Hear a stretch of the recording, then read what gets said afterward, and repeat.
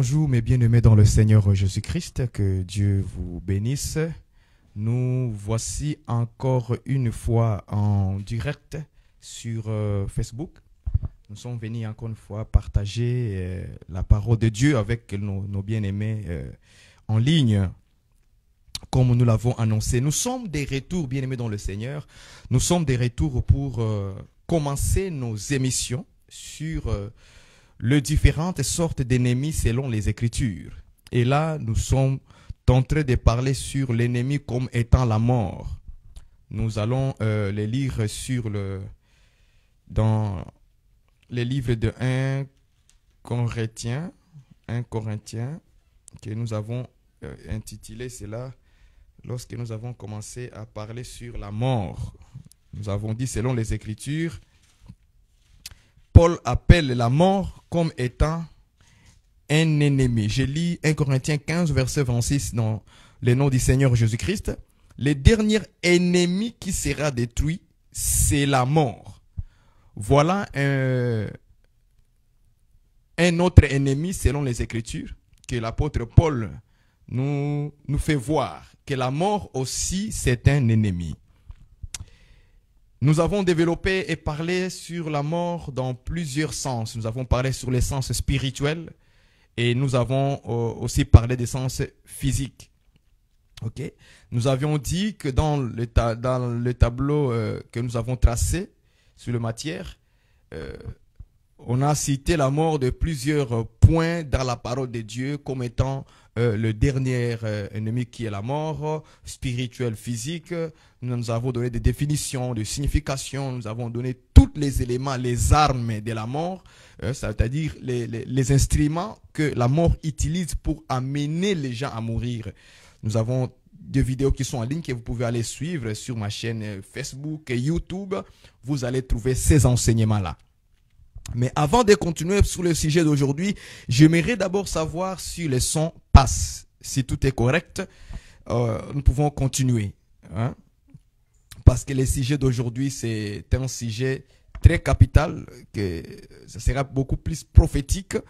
Et comme dans mes habitudes, nous allons nous baser sur les Écritures. Sur les Écritures. Donc, avant toute chose, nous allons prier le Seigneur. Que Dieu nous assiste pendant ces moments. Nous allons prier le Seigneur que Dieu nous assiste. Éternel Dieu, notre Père céleste, toi qui es dans le ciel, que ton nom soit sanctifié, Seigneur, à ces moments. Que ta parole sanctifie ton peuple. Que ta parole soit vraie et nous des menteurs. Car l'Éternel Dieu n'est pas un homme pour mentir. C'est pourquoi, Seigneur, nous voulons écouter cette parole de la vérité. Dans ta bouche ne sorte que la vérité. C'est pourquoi nous te prions de nous assister pendant ces moments. Assiste tous nos bien-aimés à l'écoute. Car tu as dit, heureux vous qui écoutez ces paroles. Seigneur notre Dieu, aiguise nos oreilles spirituelles. Illumine les yeux de nos cœurs pour que nous puissions connaître et voir la révélation des Écritures. Bénis ton peuple qui est devant nous, Seigneur, en ligne. Bénis tous ceux qui viendront écouter aussi après. Seigneur, lorsque nous allons poster cette vidéo en ligne sur YouTube. Seigneur, que tu le bénisses aussi, que leurs oreilles soient attentives à la parole et non pas aux images des hommes. Merci pour ta présence. Nous bénissons tous nos frères et sœurs. Nous bénissons les ministres de la parole dans le monde entier. Ceux qui annoncent la vérité. Sois béni, Seigneur, au nom de Jésus-Christ. Ainsi nous avons prié. Amen.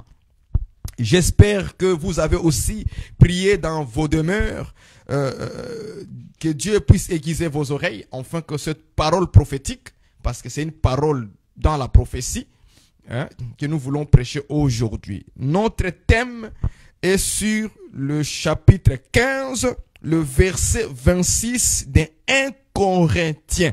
C'est le thème que nous allons développer aujourd'hui. L'apôtre Paul... Ok, croyez-moi, aujourd'hui, je ne vais pas beaucoup crier parce que là, j'ai les micros et je pense que les sons passent très bien.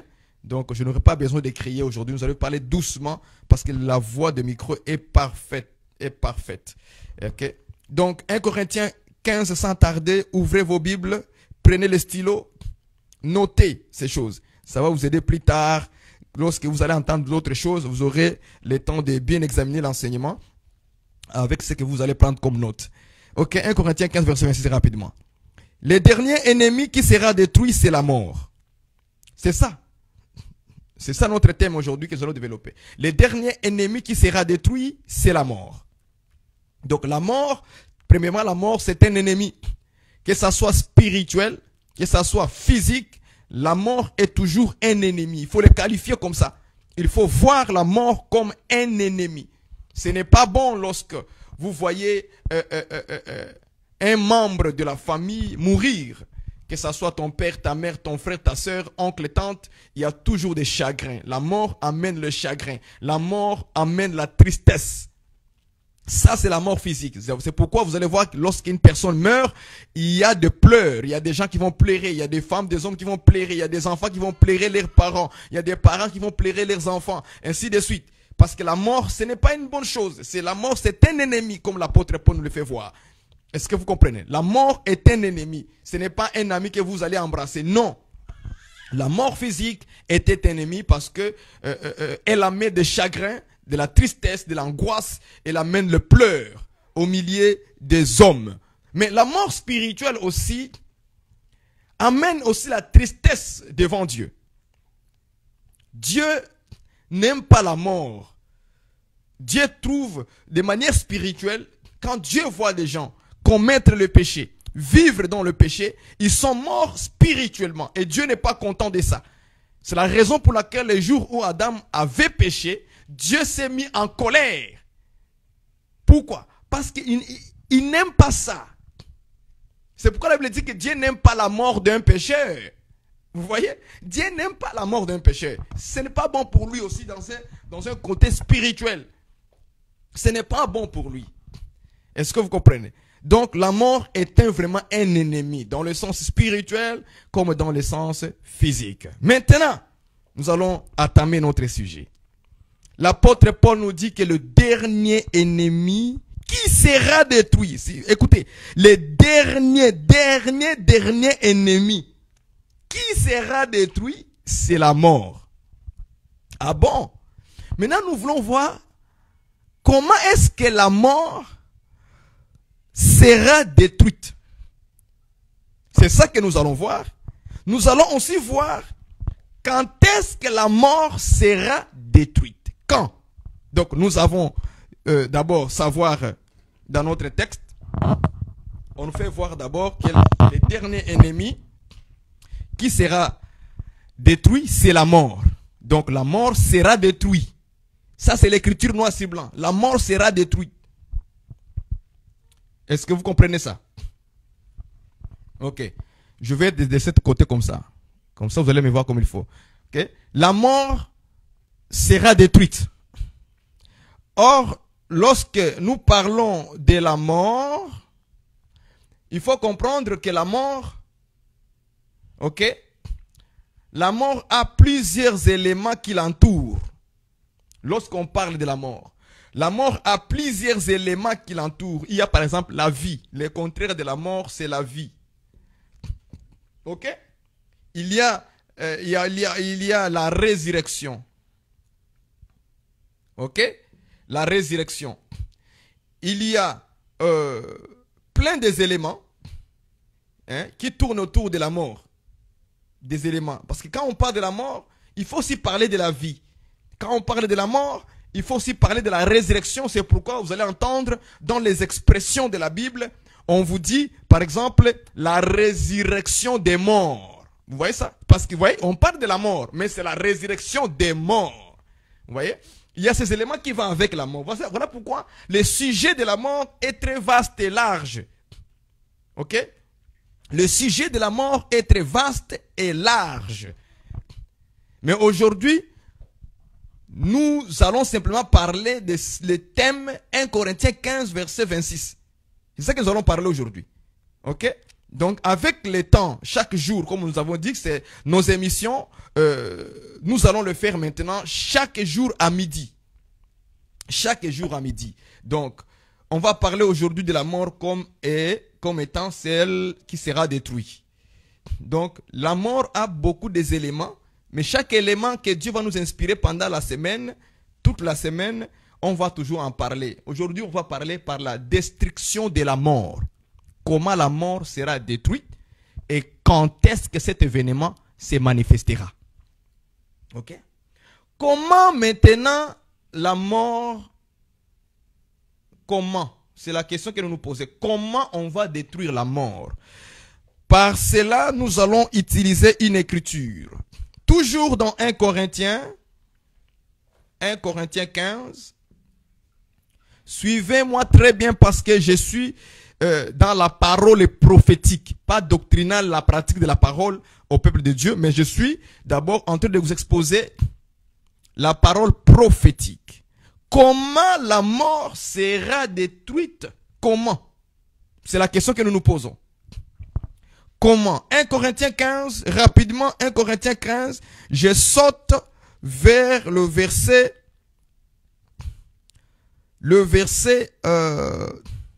54 à 55. Donc, nous prenons 1 Corinthiens 15, 54 à 55. Comment? C'est la question que nous nous posons. Comment la mort sera-t-elle détruite? Je lis avec vous 1 Corinthiens 15, 54.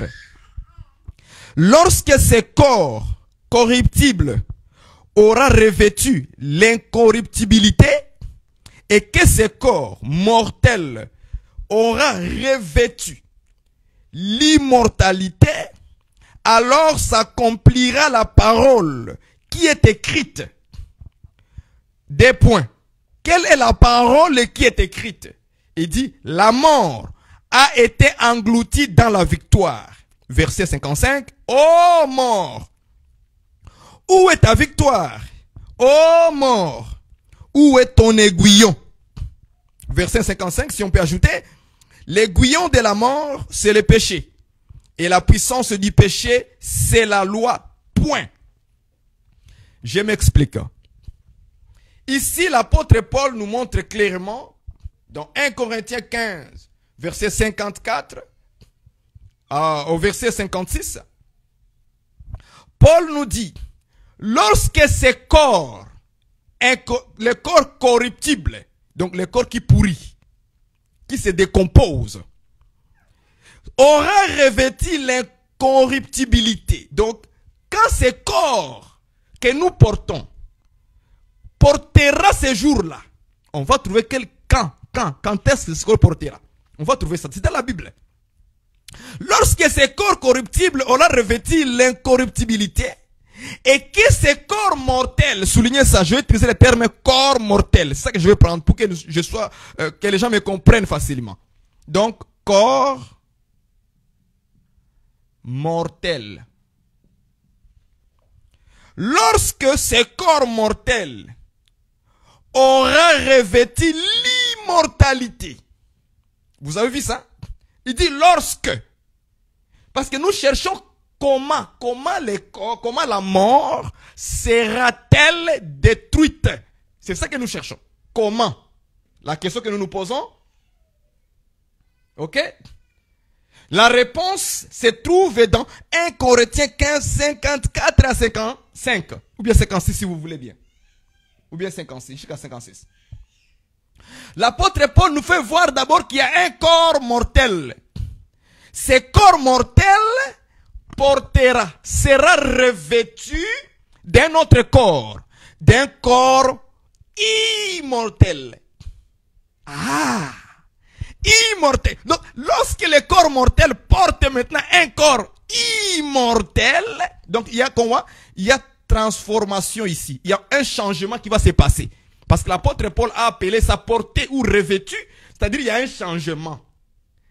C'est ça revêtu aussi. Revêtu veut dire changement.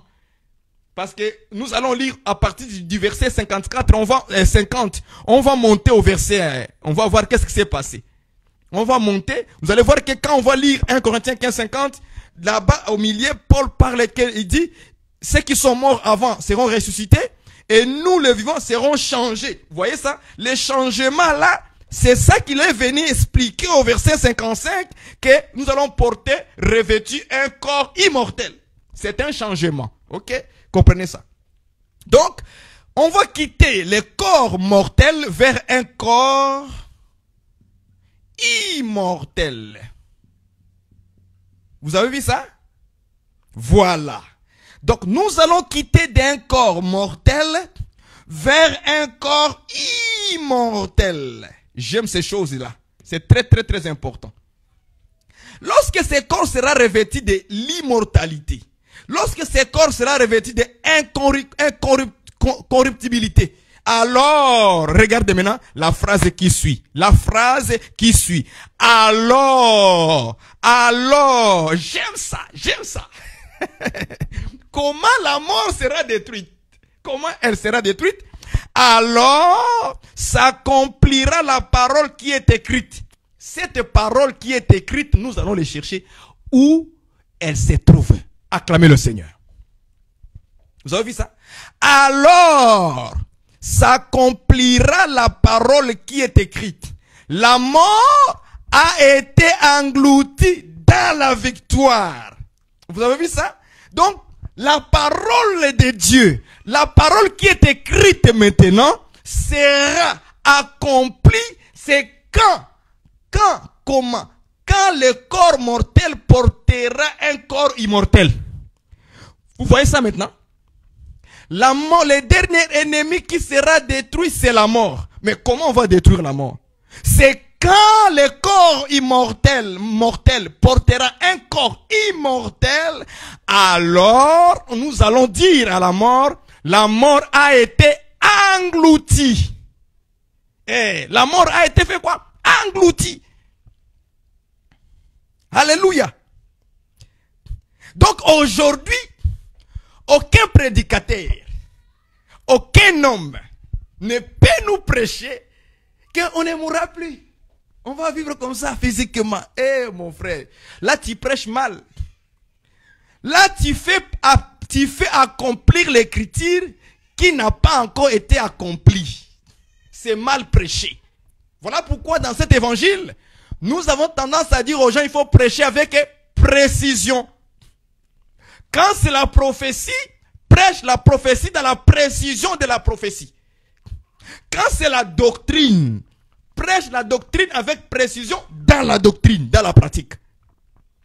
Quand c'est la parole de la connaissance, il faut prêcher la parole de la connaissance dans la précision de la connaissance. Quand c'est la parole de la révélation, il faut prêcher la parole de la révélation dans la précision de la révélation. Sinon, on va mal prêcher. Vous voyez? Donc, alors s'accomplira l'écriture. On va trouver cette écriture dans la Bible. Alors s'accomplira l'écriture, ô mort, où est ta victoire? La mort a été engloutie dans la victoire. Où est-ce que l'apôtre Paul a vu cette écriture? Il dit, alors s'accomplira la parole qui est écrite. Cette parole est écrite où? On va les trouver, Ésaïe 25, verset 8. Prenons ça. Ésaïe 25, verset 8. Je marche avec vous doucement. Ésaïe, je vais chercher l'écriture. Il dit, alors s'accomplira la parole qui est écrite.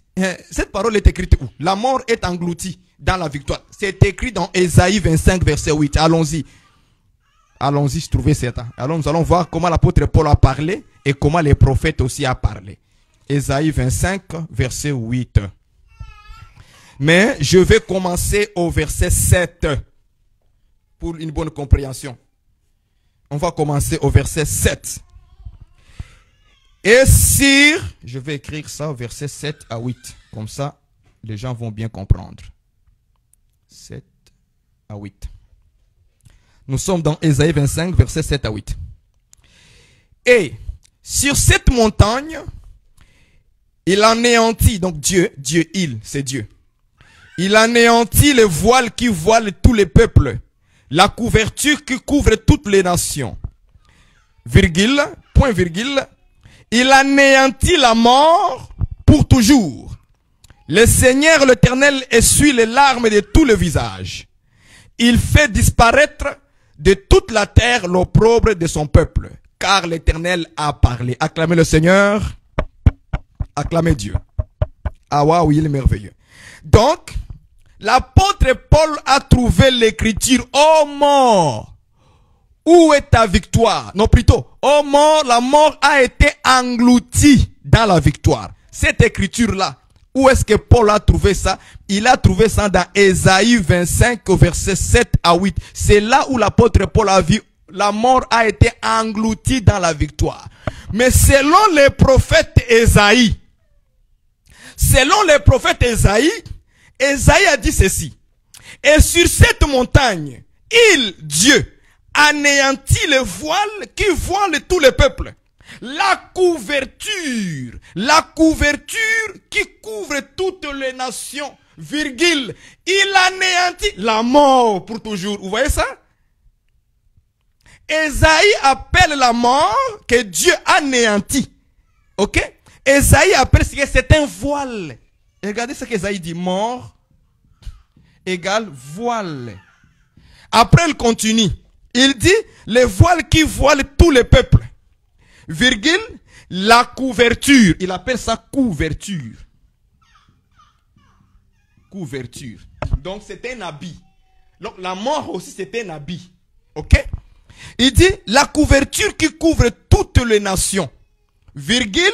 Maintenant, il explique comment maintenant Dieu anéantit ces voiles. Comment Dieu anéantit la couverture. Il explique. Ésaïe lui-même, il dit, il anéantit la mort. Pour toujours. Ça, c'est le prophète Ésaïe. Mais l'apôtre Paul retire l'écriture. Il dit, la mort a été engloutie. Vous voyez ça? Dans la victoire. Est-ce que vous voyez ça? Donc, pour vaincre la mort, pour que la mort soit anéantie, pour que la mort soit détruite, ce sont des synonymes. Détruit, anéanti, englouti. C'est la même chose, frère. Ce sont des synonymes bibliques de la part de Dieu. Ah. Tu vas commencer à prêcher. Tu vois, détruire, ce n'est pas anéanti. Anéanti, ce n'est pas englouti. Oh. C'est pourquoi une bonne église doit avoir aussi des vrais prédicateurs. Et voilà. Ça, c'est la Bible, frère. J'aime prêcher la Bible comme ça. Donc, le prophète Ésaïe a dit anéanti. Mais l'apôtre Paul, lui, il a dit englouti. C'est la même chose. Mais dans 1 Corinthiens 15, 26, lui, il a dit détruit. Détruit. Donc, destruction. On va détruire ça. Donc, on va l'anéantir. On va l'engloutir. L'assujettir. Est-ce que vous voyez ça? Voilà. C'est ça la Bible. Ésaïe dit que la mort, c'est le voile. C'est la couverture. Mais Dieu viendra anéantir la mort. C'est-à-dire, en d'autres termes, si la mort égale le voile ou la couverture, c'est que Dieu va enlever les voiles. Parce que le voile, on l'enlève. On ne tue pas. On ne détruit pas les voiles. Mais on l'enlève. Donc, il va enlever les voiles. Qui faisait quoi? Les voiles qui voilent. Vous voyez ça? Les voiles qui voilent. La couverture qui couvre. Vous voyez ça? Ça, c'est Ésaïe le prophète. Donc, la mort voile le peuple. La mort couvre le peuple. Maintenant, pour le peuple de Dieu, Dieu viendra faire quoi? Enlever le voile. Il viendra enlever la couverture. Est-ce que vous voyez ça? Quand vous voyez quelqu'un qui ne comprend pas les Écritures, qui ne comprend pas la parole des Églises lorsqu'on le prêche Jésus-Christ, parce qu'il est voilé, il est couvert de la couverture. C'est la mort qui le couvre, la mort spirituelle. Voilà pourquoi il ne peut pas comprendre, parce qu'il est mort spirituellement. Est-ce que vous voyez ça? C'est important. Quelqu'un qui est voilé, c'est-à-dire, il possède la mort dans sa vie. C'est important que vous compreniez ces choses. C'est du sérieux. Est-ce que vous voyez ça? C'est du sérieux. La vie spirituelle, vous devez prendre ça au sérieux. Lorsque vous jouez avec votre vie spirituelle, vous allez vous trouver être voilé. C'est la mort qui te couvre.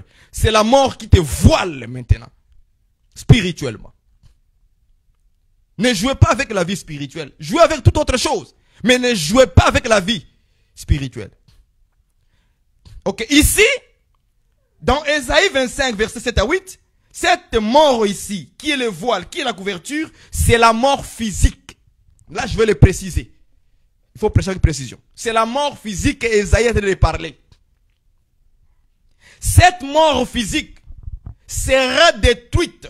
Cette mort physique sera anéantie, engloutie, lorsque maintenant nous allons quitter un corps mortel vers un corps immortel. C'est comme ça qu'il faut comprendre ça. Mais Dieu a promis dans la prophétie, dans Ésaïe 25, verset 7 à 8, Dieu a promis qu'il va anéantir la mort.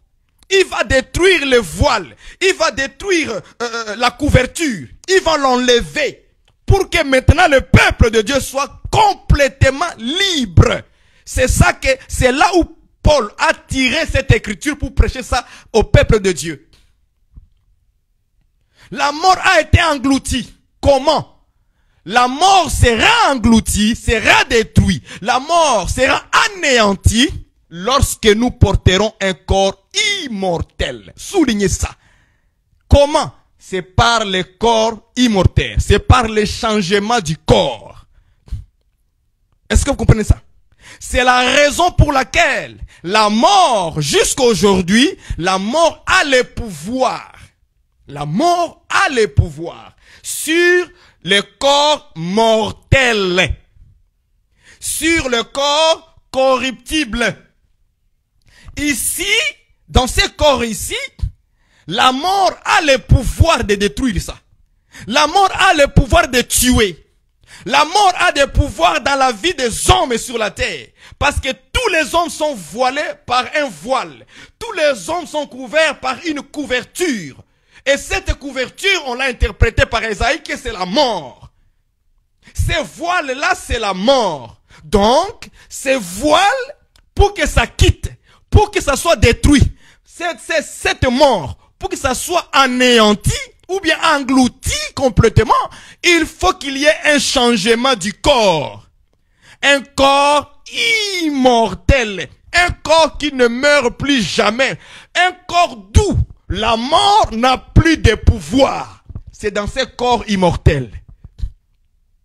Maintenant, vous comprenez la prophétie. Comment ça va se passer? Lorsqu'il y aura un changement du corps. S'il n'y a pas un changement du corps, mais la mort a toujours le pouvoir sur les hommes. Lorsqu'il n'y a pas un changement du corps, la mort aura toujours le pouvoir de tuer les gens sur la terre. Aussi longtemps que Jésus ne revienne pas, il y aura encore la mort qui va se manifester. C'est pourquoi, dans la réalité, on prêche la mort physique telle qu'elle est. On ne peut pas nier ça, frère, prédicateur. Aussi longtemps qu'il n'y a pas un changement du corps entre les deux, quitter le corps mortel vers un corps immortel, il y aura toujours la mort physique sur les hommes. Donc, comment ça va se faire pour détruire la mort? Il faut qu'il y ait un changement. C'est ça que Paul a dit. Alors, lorsque ce corps mortel sera revêtu d'un corps immortel, alors, à ce moment-là, on peut dire, la mort a été engloutie. Donc, la mort aujourd'hui n'a pas encore été engloutie. Nous avons perdu notre frère, le prophète Kiana. Il est chrétien, enfant de Dieu, serviteur du Seigneur, mais il est mort physiquement. Vous voyez ça? Pourquoi? Parce qu'à ce moment ici, il n'y a pas encore eu un changement du corps. Donc, comme il était dans un corps mortel, la mort l'a frappé. C'est normal. Ça, c'est dans la réalité des choses. La mort l'a frappé. Parce que l'écriture n'a pas encore été accomplie. Acclamez le Seigneur. Alléluia. La mort a encore le pouvoir dans ses corps. C'est pourquoi nous disons à nos bien-aimés, à nos frères qui blaguent avec leur corps mortel, à ceux qui se prennent encore dans la chair, ils s'inventent dans la chair. Ils se voient comme s'il est déjà arrivé. Mais tu n'es pas encore arrivé. C'est que toi tu ne comprends pas que la mort a le pouvoir sur toi n'importe quand. Tu vas mourir. Et tu peux mourir. Nous disons aux jeunes gens, faites attention à la passion de la chair, au désir de la chair, parce que la mort a encore le pouvoir sur la chair mortelle, sur un corps mortel. La mort a encore le pouvoir sur ça. Et tu peux mourir n'importe quand, n'importe quel moment, à n'importe quelle heure. Ça peut arriver. Mais vous ne voulez pas écouter. Regardez comment dans la société, comment les jeunes meurent comme des sacs de maïs. Les gens tombent comme des sacs de maïs. Ils ne veulent pas prendre attention à ces corps ici, que la mort a encore le pouvoir là-dessus. Il n'y a pas encore eu le changement du corps. Donc la mort fonctionne encore ici.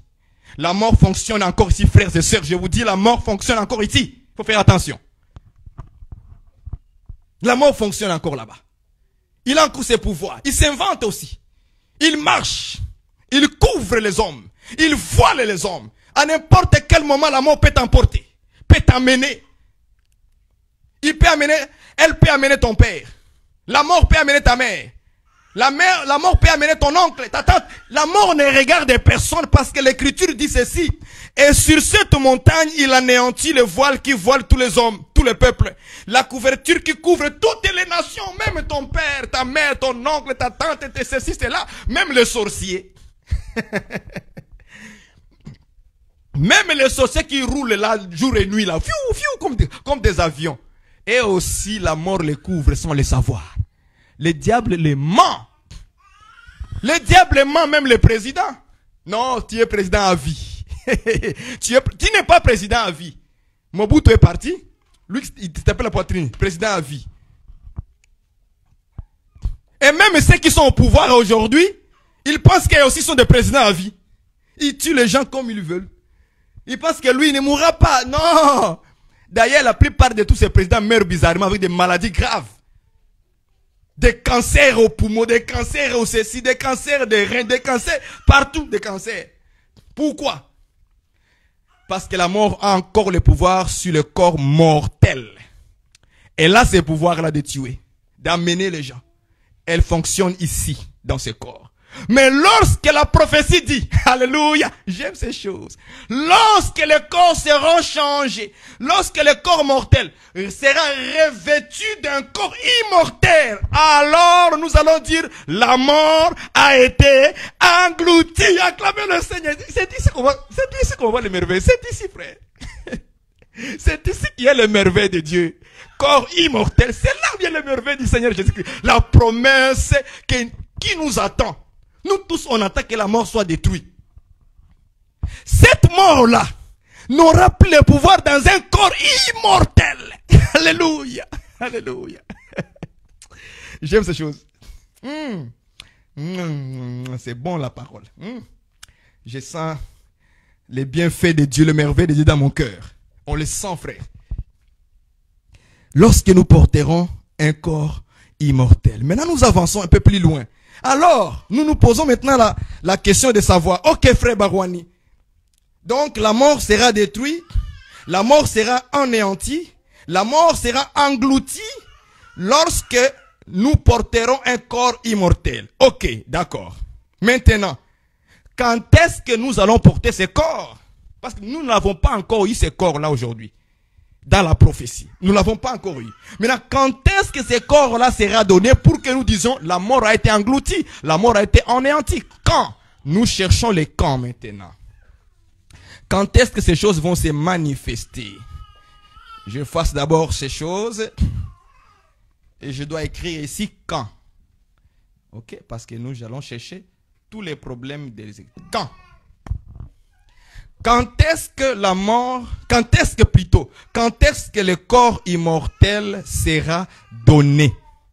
Pour que nous disions la mort maintenant a été engloutie. Puisque aujourd'hui, personne ne peut dire que moi j'ai un corps immortel. Non. Même ces femmes-là qui ont des bombées, beaucoup de boue. Hein? Les gens qui ont de la boue partout. En avant, derrière, de la boue. Hein? Les gens qui ont d'argile. Beaucoup d'argile que Dieu les a donnés. Ok? Ils s'inventent à s'habiller mal. Ils se promènent dans la rue. Quand quelqu'un se regarde, vous voyez quelqu'un d'autre qui regarde d'autres personnes comme ça. Vous voyez? Ça, c'est être vraiment impoli. Quelqu'un qui ne comprend absolument rien du tout. Est-ce que vous comprenez ça? Il se regarde dans son corps. Il dit, hey, mon corps, hey, qui peut le toucher? Ton corps, c'est l'argile. Ton corps, c'est de la boue. Ton corps, c'est de la poussière. Et ça retournera la poussière. Est-ce que vous voyez ça? Ton corps mortel, la mort a le pouvoir pour te tuer avec ça. Alors ne t'invente pas. Attends-toi de venir t'inventer quand tu auras un corps immortel. Attends ce temps-là. Aujourd'hui, dans ce corps, tu dois marcher humblement. Aujourd'hui, dans ce corps, tu dois considérer tout le monde comme un être humain. Aujourd'hui, dans ce corps, tu dois aider tout le monde. Aujourd'hui, dans ce corps, tu dois faire le bien. Aujourd'hui, dans ce corps, tu dois craindre Dieu. Aujourd'hui, dans ce corps, tu dois faire les efforts pour produire des bons fruits dignes de la repentance. Sinon, tu vas mourir avec et en plus, tu vas aller en enfer. Vous voyez ça? Les gens disent que l'enfer n'existe pas. Ok. Criez comme ça. Mais nous, on te dit, l'enfer, le séjour des morts existe. Voilà. Les gens s'inventent. Ils portent un petit habit propre, ils s'inventent. Ils marchent, la marche change. La marche change. Parce que elle ou il porte un habit neuf. Un habit cher. Ne t'invente pas, frère. J'ai dit à ma femme dernièrement que, vous savez, nous sommes des locataires. Nous sommes des locataires. Dans ce corps, nous sommes des locataires. Dans les maisons que nous achetons ou nous louons, nous sommes des locataires. Même si tu achètes une maison de 1 million, tu es locataire. Même si tu prends une voiture, tu es locataire. Tu n'es que là pour un temps. Tu n'as que louer la voiture. Même si tu l'as acheté argent cash, tu as loué. Même si tu portes des bons habits, tu as loué, tu es locataire des habits. Pourquoi? Parce que l'homme est venu nu, il va retourner nu. Vous voyez ça? Et la Bible dit que nous sommes des passagers sur la terre. Même sur la terre là où nous sommes des locataires. Nous sommes là pour un temps et on va partir. Est-ce que vous voyez ça? Tu es là pour un temps et tu dois partir. Donc tu es un passager. Tu es un étranger sur la terre. Et toi tu te glorifies. Je suis sur la terre. J'ai un beau mari. J'ai une belle femme.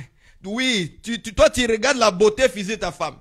Montre-nous maintenant les bons côtés du cœur de ta femme ou du cœur de ton mari. Tout ça c'est la poussière. Et ça retournera à la poussière. À quoi ça sert à un homme de gagner le monde entier s'il perdait son âme? Vous voyez ça? La phrase la plus difficile à comprendre, c'est ça. À quoi ça sert aux hommes de gagner tous les... S'il perdait son... Non, l'importance de l'homme, c'est son âme. L'importance de l'homme, c'est son esprit, son âme en lui. C'est ça qui est très important. C'est l'âme. Ce n'est pas ton corps. Parce que la mort a le pouvoir sur ça. Le voile a le pouvoir. La couverture a le pouvoir. De t'amener rapidement. Et toi, tu es là, tu blagues avec ça. On va chercher les camps. Quand est-ce que maintenant le corps là sera donné? Quand? Nous allons monter chercher les camps. 1 Corinthiens 15. En même temps, j'exhorte, en même temps, j'enseigne la parole prophétique sur le changement du corps, sur quand est-ce que la mort sera détruite. Quand? Nous avons trouvé la mort sera détruite lorsqu'il y aura un changement. À ce moment-là, maintenant, nous allons dire, ô mort, où est ta victoire? La mort a été engloutie. Alléluia. Je prends le verset. Nous allons partir dans 1 Corinthiens 15 encore. 1 Corinthiens 15. Maintenant, on va monter un peu plus haut. Nous allons prendre le verset 51 rapidement. 51. Et après, on va descendre. 1 Corinthiens 15, 51. Nous cherchons quand? Voici, je vous dis un mystère. Nous ne mourrons pas tous. Mais tous, nous serons changés. Verset 51. En un instant, en un clin d'œil, bam, à la dernière trompette. Point. Il continue la phrase. La trompette sonnera et les morts ressusciteront incorruptibilité. Souvenez-vous. Et nous, donc les vivants, nous serons changés. Vous avez vu ça? Maintenant, quand vous lisez attentivement avec l'Esprit de Dieu, 51 à 52. Ajoutez même 53 si vous voulez. Car il faut que ces corps corruptibles revêtent l'incorruptibilité, ces corps mortels revêtent l'immortalité. Verset 54. Lorsque ces corps corruptibles aura revêtu l'incorruptibilité, et ces corps mortels aura revêtu les corps immortels. Vous voyez ça? Quand vous lisez maintenant le verset 51, très bien, attentivement, dans ces mystères, parce qu'il appelle ça un mystère. Vous voyez, il appelle ça un mystère. Ça fait partie des mystères de Dieu. C'est très important, il faut comprendre ça. Il dit, nous ne mourrons pas tous, mais tous nous serons changés. Et puis il continue. Et puis il dit, en un instant, en un clin d'œil, à la dernière trompette, la trompette sonnera, et les morts ressusciteront incorruptibles. Les morts là qui ressuscitent, ok? Ce sont des morts qui ont fait quoi et qui sont morts en quoi? Les morts ressusciteront. Voilà pourquoi j'ai dit que lorsqu'on parle de la mort, parlons aussi de la résurrection. Parce que ce sont les éléments qui viennent avec. La mort, la vie. La mort, la résurrection des morts. Donc tout ça, ça vient avec le sujet mort. Voilà pourquoi le sujet mort est large, est vaste, est long. Parce que ça va nous prendre beaucoup de temps de prêcher tous les petits détails de 1h30. Ok? Donc, Paul nous dit qu'il y a les morts qui sont ressuscités premièrement. Dans 1 Corinthiens 15. Il dit quand la trompette va sonner, il y a les morts qui ressuscitent. Ces morts qui ressuscitent, Paul dit, ils vont ressusciter comment? Incorruptibles. Les morts qui vont venir là, ils vont sortir du tombeau, ils viennent, mais ils sortent là avec un corps incorruptible. C'est-à-dire un corps aussi immortel, un corps qui ne pourrit jamais, un corps qui ne meurt plus. Ces morts-là, on va les découvrir, c'est quel genre de mort.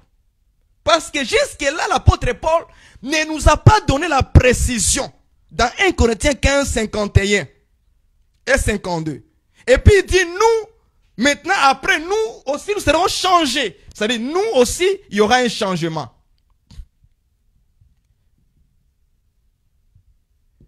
Et ils vont revêtir un corps immortel lorsqu'ils vont ressusciter. Immortel.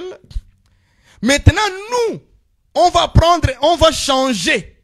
Nous serons changés. Il y aura un changement pour nous, les vivants. Maintenant, on va ajouter dans 1 Corinthiens 15, verset 51, plus 1 Thessaloniciens. Il faut ajouter ça. Il faut ajouter. 1 Thessaloniciens 4, chapitre 4. Ok, je prends le verset. Il faut ajouter ça. 15 à 17. 15 à 17. Est-ce que vous voyez ça? Je vais le chercher avec vous et nous allons le lire. 1 Thessaloniciens 4. Je prends le verset 15 à 17 rapidement. 15 à 17 rapidement. Dans 1 Corinthiens 15, 51 à 52, Paul nous parle, il dit les morts ressusciteront incorruptibles. Et nous les vivants, et nous serons changés. Jusque-là, il n'a pas dit c'est les morts, ils sont morts en quoi, en qui? Il n'a pas donné la précision. On ne les connaît pas ces morts-là. Et puis il dit ensuite que nous serons changés. Les nous là, c'est qui? Alors, 1 Corinthien, Paul va le compléter dans 1 Thessaloniciens plutôt. 1 Thessaloniciens, chapitre 4, verset 15, je lis attentivement. Voici en effet ce que nous vous déclarons d'après la parole du Seigneur. Donc tout ce que Paul est en train de prêcher dans 1 Corinthiens 15 là-bas, c'est la parole du Seigneur. Ok? Maintenant, il vient le confirmer dans 1 Thessaloniciens 4, verset 15. Que voici en effet ce que nous vous prêchons, nous vous déclarons d'après la parole du Seigneur. Ce que je vous dis là aujourd'hui, c'est d'après la parole du Seigneur. Ce n'est pas ma parole à moi, Barouani, jamais de la vie. C'est d'après la parole du Seigneur. Nous les vivants, voilà maintenant ce qu'il dit. Dans 1 Corinthiens, il a dit, les morts ressusciteront et nous serons changés. Il n'a pas dit les nous là c'est qui? C'est nous les vivants. On va expliquer les nous les vivants là c'est quoi? Nous les vivants. Restez pour l'avènement du Seigneur. Nous ne dévancerons pas ceux qui sont morts. Car, verset 16, le Seigneur lui-même a un signal donné. À la voix d'un archange et au son de la trompette de Dieu, descendra du ciel. Et les morts en Christ. Vous avez vu ça maintenant? Il précise. Et les morts en Christ ressusciteront. Premièrement. Ah, maintenant je comprends les 1 Corinthiens 15, 51 à 52. Quand il a dit que les morts ressusciteront, les morts là, ce sont les morts en Christ. Ils sont morts en Christ. Voilà pourquoi dans Apocalypse, on nous dit, heureux les morts dans le Seigneur. Heureux les morts qui sont morts dans le Seigneur, qui sont morts en Christ. On les appelle aussi morts. Mais morts où? Morts en Christ. Morts dans le Seigneur, frères et sœurs. Oh là là!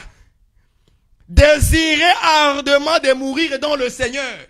Désirez ardemment de mourir en Christ Jésus. Pas en dehors de lui, frère, ma soeur. Et vous qui m'écoutez sur les réseaux sociaux. Désirez de mourir dans le Seigneur parce qu'il y a l'espérance plus tard. L'espérance qui est là, c'est l'espérance de la résurrection. Et lorsque nous allons ressusciter ce jour-là, les gens qui vont mourir, les morts dans le Seigneur, lorsqu'ils vont ressusciter, ils vont ressusciter selon 1 Corinthiens, chapitre 15, verset 51, incorruptibles. Ils viendront à la vie incorruptiblement. Si ça s'est dit. Voilà. Ils vont venir immortels. Ils ne pourront plus être détruits. Ils ne pourront plus mourir. Quand ils viendront avec un corps incorruptible, un corps immortel. Ils ne pourront plus jamais mourir, ces gens-là.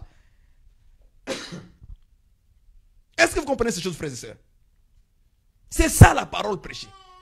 Les Écritures aussi peuvent se concorder. Il faut les concorder aussi pour bien comprendre les mystères du Seigneur Jésus-Christ. Maintenant, Paul lui dit que les morts en Christ ressusciteront.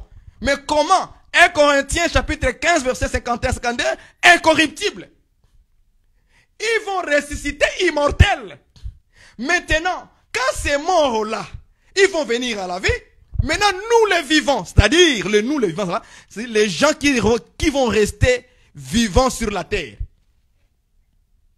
Qui seront sur la terre, les vivants là. Les vivants, nous serons changés. Vous voyez ça? Je continue le verset 17. Ensuite, nous les vivants qui serons restés, nous serons tous ensemble enlevés avec eux sur des nuées, à la rencontre du Seigneur dans les airs. Et ainsi nous serons toujours avec le Seigneur. Ici maintenant, on nous montre quand. Les quand. Quand est-ce que maintenant ce corps immortel sera donné? C'est à l'enlèvement de l'église. C'est à l'enlèvement. Alléluia. Maintenant, vous voyez ça maintenant? Vous voyez ça maintenant? Quand vous prenez 1 Corinthiens, chapitre 15, verset 51 jusqu'à 54, il faut le mettre ensemble avec 1 Thessaloniciens, chapitre 4, au verset 15 jusqu'à 17. Tous ces versets-là expliquent la même chose. Ça parle de la même chose, de ce qui va se passer au jour de l'enlèvement. Donc au jour de l'enlèvement, il y aura des corps qui seront changés. Il y a des gens qui vont apparaître avec des corps immortels, frères et sœurs. Oh là là! Ces jours-là, ma sœur, C'est au jour de l'enlèvement. Quand? À l'enlèvement. Est-ce que vous voyez ça? Si on vous pose la question, quand est-ce que ce corps sera donné? Il faut le dire, c'est au temps de l'enlèvement. C'est là maintenant qu'il y aura une manifestation de changement du corps. C'est-à-dire que nous les vivants là, ce sont des croyants qui seront encore vivants sur la terre. Par exemple, moi et toi aujourd'hui, et tous les chrétiens dans le monde entier, nous sommes ici les vivants. Est-ce que vous voyez ça? Nous sommes les vivants physiques. Est-ce que nous croyons au Seigneur? Mais il y a eu des morts avant nous en Christ. Les Paul, les Pierre, les Jacques, les prophètes qui y a là, et tous les frères dans le Seigneur que vous connaissez. Ils sont morts déjà. On les a enterrés physiquement. Est-ce que vous voyez ça? Maintenant, si le Seigneur, par exemple, si le Seigneur vient aujourd'hui, là, maintenant, là, ok? Nous sommes les vivants. C'est ça, nous les vivants. Est-ce que vous comprenez ça? C'est ça, nous les vivants. Maintenant, ceux qui sont morts avant là, c'est eux qui vont ressusciter premièrement. Les qui a là. Hein? Vous voyez ça? Et tous les frères, ceux que vous connaissez qui sont morts en Christ avant, eux aussi vont ressusciter. L'apôtre Paul, l'apôtre Pierre, Jacques, Jean et les autres chrétiens autant avant nous, eux aussi vont ressusciter. Ils vont revenir à la vie. Mais eux, ils vont venir à la vie avec un corps incorruptible. Avec un corps immortel. Maintenant, nous les vivants. Donc, ça dit, ceux qui sont vivants à ce moment-là, là, et ils seront changés. Leur corps va être changé. C'est ça que Paul a dit le terme revêtu. Est-ce que vous voyez ça? Lorsque ce corps mortel sera revêtu d'un corps immortel. Vous voyez ça? C'est ça le changement. Donc, Dieu va nous changer et cela va se passer dans un clin d'œil comme ça. Direct. Ça sera tellement rapide qu'on ne va même pas se rendre compte. Est-ce que vous comprenez ça? Ça sera quand? Dans un clin d'œil. Tout change. Et on porte directement un corps immortel. Un corps incorruptible. Qui ne pourrit pas. Et à ce moment-là, selon 1 Thessaloniciens 4, il va voir quoi? Écoutez. Nous serons tous ensemble enlevés. Vous voyez ça maintenant? L'enlèvement de l'église. Enlever, c'est partir. C'est amener les gens. Est-ce que vous voyez ça? Donc à ce moment-là, maintenant, on parlera de l'enlèvement. Donc le changement du corps viendra quand? Au temps de l'enlèvement. C'est à ce moment-là qu'il y aura un changement du corps. C'est à ce moment-là maintenant que Dieu va accorder maintenant aux croyants un corps nouveau, un corps immortel, un corps qui ne pourrit pas. Est-ce que vous comprenez ça? À ce moment-là maintenant, à l'enlèvement de l'église, nous allons proclamer la mort a été engloutie, la mort a été anéantie. Acclamez le Seigneur Jésus-Christ. Donc, ce phénomène, ce mystère va se passer qu'au temps de l'enlèvement de l'église. Pas en dehors de ça. Pas avant ça. Le corps immortel sera donné à l'enlèvement parce que là maintenant nous partons où? Nous partons vers le Seigneur maintenant dans les airs. Et ça va se passer de manière clin d'œil. Direct, tout est changé. Deuxième point qu'il faut comprendre ici. Deuxième point. Ce corps immortel sera donné qu'aux croyants. Hey, hey, hey. Alléluia. Nous avons trouvé les camps. Quand est-ce que ce corps immortel, incorruptible sera donné? C'est à l'enlèvement de l'église. C'est là où tout va changer et ça va se passer dans un clin d'œil. Paf! Tout est changé. Tout est déjà donné. Et on monte directement à l'enlèvement. Mais ce corps immortel sera donné, corps immortel sera donné aux croyants en Christ Jésus. Pas tout le monde. Si ton père est un incroyant, un païen qui ne croit pas en Jésus-Christ, ce corps ne lui sera pas donné. Ta mère, ton frère, ta soeur, tes amis, tes voisins, s'ils ne sont pas en Christ Jésus ce jour-là, Dieu ne les accordera jamais un corps immortel.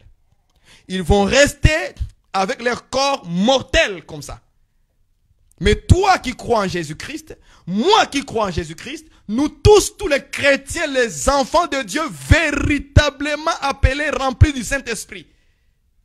Tous ces gens-là, Dieu va les accorder la grâce de recevoir un corps immortel ces jours de l'enlèvement. Et c'est comme ça qu'ils seront enlevés avec le Seigneur et on va monter. On ne montera pas avec un corps mortel. Non, on montera avec un corps immortel. C'est pourquoi l'apôtre Paul a dit. Il dit que la chair et le sang n'hériteront pas les royaumes. Pourquoi? Parce que c'est un corps mortel, un corps de mauvaises œuvres qui est pourri. Est-ce que vous comprenez ces choses, frères et sœurs? C'est ça la prophétie sur la mort. Le dernier ennemi qui sera détruit, c'est qui? C'est la mort. Mais comment? En changeant le corps. Un corps mortel devient un corps immortel. Quand? À l'enlèvement de l'église. Est-ce que vous voyez ça? C'est à l'enlèvement de l'église que ce changement-là va se faire. Et ça va se passer de manière, en un clin d'œil. En un instant. Sans que personne ne se rende compte. Si en Afrique, il est nuit, et ici au Canada, il fait jour, on sera tous changés au même moment. Si au Canada, nous sommes la nuit, en Afrique, vous êtes pendant la journée, ça va se passer au même moment. Ce n'est pas que parce qu'au Canada, nous sommes la nuit, Dieu va d'abord changer ceux qui sont au Canada, il va entendre aussi ceux qui sont en Afrique. Non. Ça va se passer au même moment sur toute la terre. C'est ça la puissance de Dieu. C'est ça la grandeur de Dieu. Est-ce que vous voyez ça? Ça va se passer au même moment. Bien-aimés dans le Seigneur, que cette parole prophétique vous encourage et vous mette en garde de votre vie. Que vous puissiez encore vous regarder, vous examiner davantage. Que ces jours-là n'arrivent pas que tu es encore mortel dans les œuvres du péché. Que ces jours-là de l'enlèvement, qu'on ne te trouve pas en train de fumer la cigarette. Qu'on ne te trouve pas dans l'impudicité. Qu'on ne te trouve pas en train de frapper ta femme. Qu'on ne te trouve pas en train d'insulter ton mari dans ton cœur. De le mépriser. Qu'on ne te trouve pas en train de vivre la vie du monde. Avec les païens. Quand tu es avec les païens, tu deviens païen. Qu'on ne te trouve pas parce que ça va se passer dans un clin d'œil. En un instant. Personne ne sera... Tu es au marché. Tu es je ne sais pas où. En train de travailler. À l'usine. Ou dans un champ.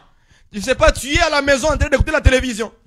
Je ne sais pas, tu es au téléphone. Dans le métro.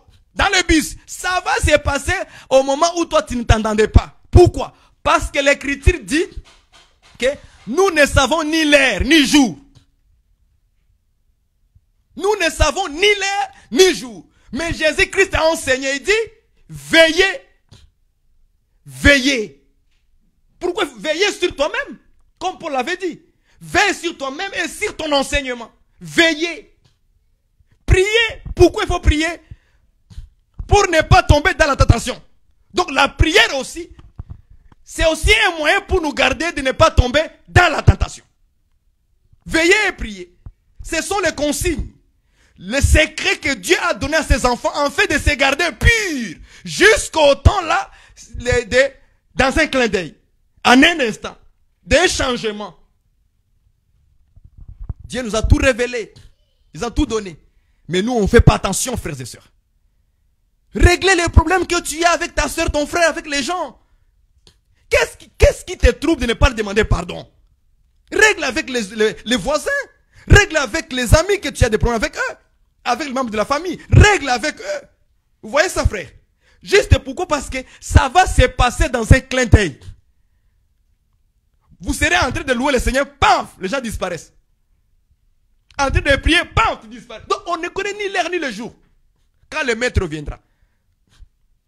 Si Dieu avait donné l'heure et le jour, les gens vont pécher avant et après ils vont régler les... Parce qu'ils savent déjà que non, il va venir en 2005, en 2025. On va pécher pendant tout ce temps. Voilà pourquoi Dieu a gardé secret ces jours-là. Pour que nous puissions veiller dans l'enseignement, dans la doctrine, dans la marche, Ok? Pour que nous puissions veiller dans la prière aussi. Prier à tout moment par l'esprit. Est-ce que vous voyez ça, frères et sœurs? Pour ne pas être surpris. Oh! Et voilà, tu ne savais pas ni l'heure, si c'est à midi, si c'est à 13h, si c'est à 15h, tu ne sais pas. Quel jour? On ne connaît pas. Mardi, mercredi, jeudi, vendredi, samedi, dimanche, on ne sait pas. Alors, veille. Ma soeur, mon frère. Prédicateur aussi, veillez. Ce n'est pas les choses de blaguer comme ça qu'on vient enseigner. Non, non, non. La prophétie, c'est aussi pour nous amener à la crainte de Dieu. Et aussi de nous faire voir les merveilles que Dieu nous prépare en même temps. La prophétie nous amène dans la crainte et nous montre aussi les merveilles que Dieu fera dans la suite du temps. Il faut qu'on veille sur ça. C'est ça, c'est comme ça que la mort sera détruite. Nous avons répondu à des questions, comment et quand, et avec les éléments d'exhortation que nous avons mis à l'intérieur pour essayer d'amener les hommes à comprendre d'abord le merveille de Dieu. Il va nous donner un corps immortel et à ce moment-là nous dirons la mort a été engloutie. Ô mort, où est ton aiguillon? Ô mort, où est ta victoire? La mort a été engloutie.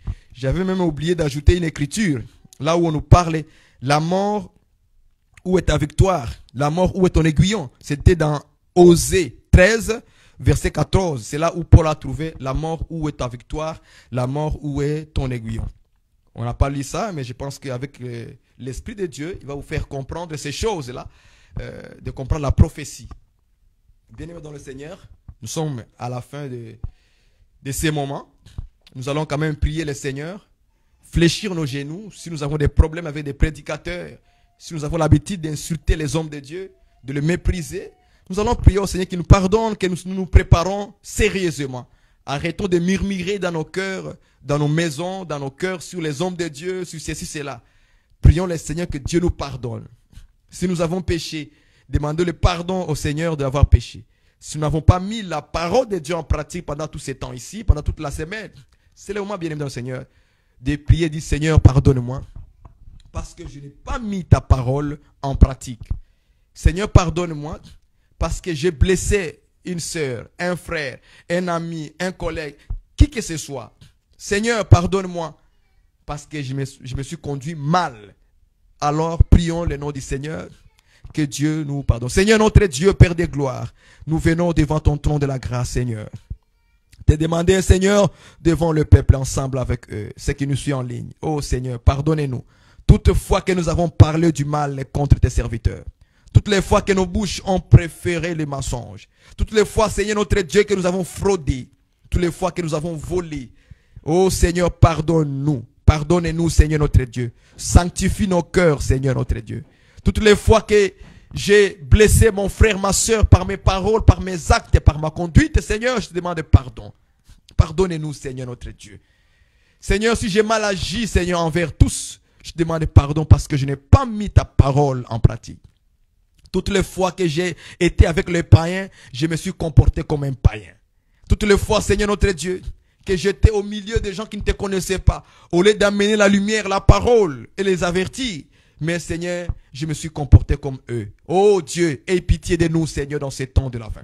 Aie pitié de nous dans ces derniers temps. Aie pitié de nous, Seigneur, sur ta miséricorde, sur ta compassion, car tu es un Dieu compatissant. Souviens-toi de ta parole, Seigneur. Tu es lent à la colère, mais riche en bonté, Seigneur. Et agis, Père, car tu es bon, car Dieu seul est bon. Toi seul es bon, Seigneur. Et ta bonté, Seigneur, ta justice est la base de ton trône, Seigneur. Souviens-toi de cela, Seigneur Jésus. Souviens-toi, ô Père éternel, de l'œuvre que tu as accomplie à la croix pour nous les pécheurs. Moi, premièrement, Seigneur. Souviens-toi que tu es mort pour moi. Souviens-toi que tu as donné ta vie, tu as porté la malédiction à cause de nous les pécheurs. Souviens-toi, Seigneur, de tes enfants, ô Dieu de gloire, que tu as arraché les ténèbres. Pourquoi les Égyptiens diront-ils où est leur Dieu? Il les a amenés pour les détruire. Seigneur, souviens-toi de ta parole. Glorifie simplement ton nom puissant, ton nom glorieux, ton nom qui est au-dessus de tous les noms dans le ciel, sur la terre et plus bas que la terre, Seigneur. Souviens-toi simplement à cause de ton nom saint, ô Dieu de gloire. Aie pitié de nous. Que ta grâce soit sur nous tous. Que ta grâce abonde dans nos vies, dans nos familles, sur nos enfants, Seigneur. Que ta grâce abonde, Père éternel. Règne par ta bonté. règne par ta miséricorde. Règne sur ta fiancée qui est l'Église par ta justice. Ainsi, Seigneur, nous te connaîtrons que tu es au milieu de nous. Merci, Seigneur Jésus, pour tes serviteurs qui prêchent la vérité, qui annoncent la vérité, sans se lâcher, dans le pleur, dans la prière, dans le jeûne. Fortifie-le et fortifie leur famille. Au nom puissant de Jésus-Christ, notre Seigneur. Merci, Père, toi qui prends soin de tes enfants, à qui nous tirons le nom éternel. Seigneur, c'est ta famille qui est l'Église. Merci, Jésus-Christ, toi qui nous as attirés vers le Père, toi qui nous as attirés vers toi. Merci, Seigneur notre Dieu, toi qui es bon en toutes choses.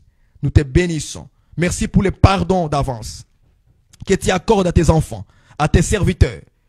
Merci, mon Dieu, mon roi, toi qui nous sanctifies de nos péchés par ton sang précieux lorsque nous les confessons. Nous te disons merci, Père, au nom puissant de Jésus. Ainsi nous avons prié. Amen.